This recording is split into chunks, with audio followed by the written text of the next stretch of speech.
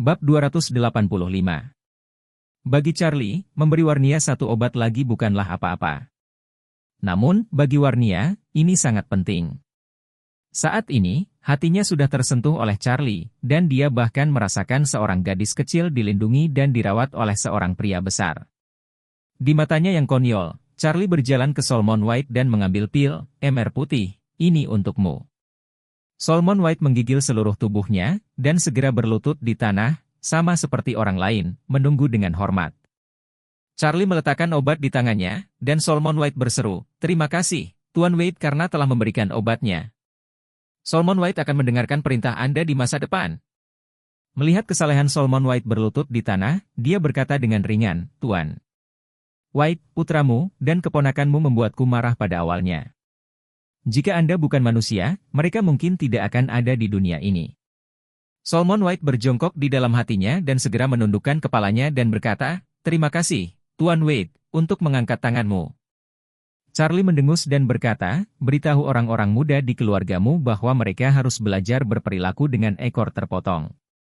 Solomon White mengangguk dengan cepat, "Mr. Wade jangan khawatir, saya harus memperingatkan mereka." "Ya." Charlie berkata dengan ringan, "Kamu minum obatnya, dan itu bisa menyelamatkan hidupmu di masa depan."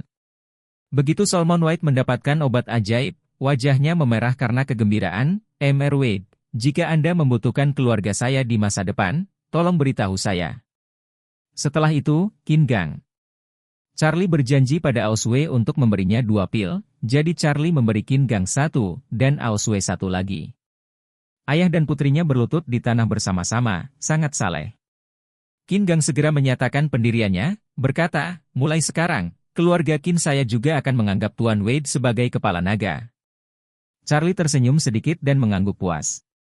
Saat ini, semua obat yang seharusnya diberikan sudah diberikan, tapi dia memikirkannya dan berkata dengan lantang, "Tuan Orvel, masuk." Orvel, yang menjaga pintu kotak, bergegas masuk. "Mr. Wade, apa pesananmu?" Dengan itu, Orvel memandang Charlie dengan hormat dan menundukkan tangannya untuk memberi hormat. Charlie mengangguk samar dan tersenyum, "Aku tahu kamu dan aku tidak pendek lagi. Anda bekerja keras dan bekerja dengan rajin. Saya akan menyiapkan pil untuk Anda hari ini saat memurnikan obat." Ketika Orvel mendengar ini, seluruh tubuhnya tercengang. Anggota badannya panas, dan kepalanya meledak. Dia telah menunggu di luar kotak sekarang, dan tentu saja, dia telah mendengar apa yang dikatakan Charlie di dalam kotak dan apa yang terjadi setelah Tianqi meminum obatnya. Namun, dia tahu betul di dalam hatinya bahwa orang seperti dirinya, yang tidak bisa naik panggung, tidak bisa memenuhi syarat untuk obat yang diberikan oleh Tuan Wade. Namun, pada saat ini, dia mendengar bahwa Charlie akan memberikan obat ajaib ini kepadanya, dan dia berlutut di tanah tanpa ragu-ragu. "Pak Wade, saya orang yang buta huruf, Tuan Orvel, saya tidak tahu bagaimana mengatakan hal-hal indah. Mulai sekarang, hidupku akan menjadi milikmu. Bahkan jika Anda membiarkan saya naik turun lautan api, jika saya cemberut, pukul saya dengan guntur." Ledakan. Orvel sangat tersentuh sehingga dia tidak bisa menahan diri. Berlutut di tanah, dia dengan hormat mengambil pil dari Charlie, bersemangat seolah-olah dia memperlakukan harta yang tak tertandingi. Bab 286. Charlie melambaikan tangannya dan berkata, "Oke, jaga aku di masa depan, aku tidak akan melupakan pujianmu." Orvel dengan tegas berkata, "Tuan Orvel pasti tidak akan mengecewakanmu." Ketika semua orang melihat bahwa Charlie telah memberikan obat ajaib kepada Orvel, keterkejutan di hati mereka tidak dapat diungkapkan dengan kata-kata. Meskipun Orvel sangat mengesankan di Aurous Hill, itu tidak berarti apa-apa bagi mereka, tetapi setelah karakter sekecil itu mengikuti Tuan Wade tidak ragu untuk memberikan obat ajaib. Beginilah cara Tuan Wade memperlakukan bangsanya sendiri, sungguh rahmat surga. Dia berlutut di tanah di depan pintu kotak, merangkak di tanah dengan lutut di depan Charlie, bergerak di dalam hatinya, air mata di wajahnya. "Pak Wade, saya benar-benar tidak berharap Anda melihat saya sebagai orang kecil di mata Anda." Tuan Orvel sangat berterima kasih. Charlie tersenyum sedikit dan berkata, "Mr. Orvel, saya hidup di dunia, dan saya melihat karakter pihak lain, bukan identitas pihak lain. Anda ingat teman sekelas Stephen, dalam hal status, dia lebih rendah dari Anda dalam hal ini, dalam hal kekuatan, tidak sebaik adik kecilmu.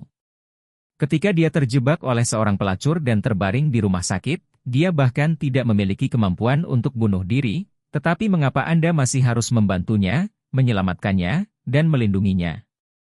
Karena dia milikku, teman Charlie, sekecil apapun dia, aku tidak akan melepaskannya. Hati Orville bergetar, dan dia tidak bisa menahan air mata. Dia mencekik kepalanya dan berkata, "Tuan, Orville pasti akan membantumu di masa depan." Charlie menyerahkan obat itu kepadanya dan berkata, "Jika kamu mengikuti saya, kamu harus memahami kebenaran. Dengan kekuatan saya, Anda tidak membutuhkan hati dan jiwa Anda. Selama Anda melakukan hal-hal untuk saya yang membumi, saya pasti akan melindungi Anda seumur hidup." Dalam kalimat ini, Charlie tidak mengatakan apapun. Mengenai kekayaan, yang dimilikinya adalah puluhan miliar uang tunai dan ratusan miliar perusahaan sudah memiliki kekayaan yang tidak ada habisnya. Dalam hal kekuatan, dia memiliki 9 rahasia surgawi yang mendalam, dan kekuatannya luar biasa. Oleh karena itu, selama Tuan Orville dengan teguh mengikutinya, dia tentu tidak akan memperlakukan Tuan Orville dengan buruk. Dan kata-kata Charlie juga membuat semua orang yang hadir semakin mengagumi dan menghormati Charlie. Biarkan semua orang yang hadir, jauh di lubuk hati mereka, mengambil keputusan untuk mengikuti Charlie. Charlie menundukkan kepalanya sepanjang hidupnya. Pada saat ini, Solomon White mengeluarkan kunci gelang pintar yang bisa dipakai dan berkata kepada Charlie, "Mr. Wade, ini kunci gelang pintar mobil sport Bugatti Veyron Hermes edisi khusus. Mobil ini yang saya dapat dari Aurous Hill International Auto Show sebelumnya. Sudah dipesan, pameran mobil resmi dimulai besok, dan Anda bisa mengambil mobilnya." Bugatti Veyron biasa dibanderol dengan harga sekitar 26 jutaan, sedangkan edisi khusus Hermes dibanderol lebih dari 40 jutaan. Sebelum Charlie berbicara, Qin Gang buru-buru mengeluarkan kunci gelang pintar dan buru-buru berkata, "Sungguh kebetulan, Tuan Wade. Saya juga memesan mobil sport untuk Anda di pameran mobil, tetapi saya memesan Aston Martin. Edisi terbatas 177. Edisi terbatas Aston Martin 177 juga dibanderol dengan harga 40 jutaan. Tanpa diduga, mereka berdua berpikir untuk pergi bersama. Solomon White memandang Qin Gang dengan kesal, dan berkata, "Qin tua, mengapa kamu memberi Tuan Wade mobil sport sepertiku? Apakah kamu sengaja mengikutiku?" Qin Gang berkata dengan percaya diri, "Bagaimana saya bisa belajar dari Anda?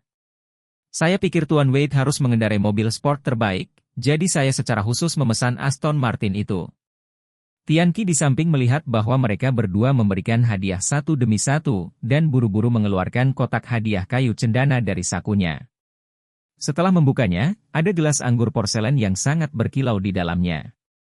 Dia berkata kepada Charlie, "Mr. Wade, gelas anggur Chenghua Doucai ini diturunkan dari dinasti Ming, dan ini juga salah satu barang antik favorit saya dalam hidup saya.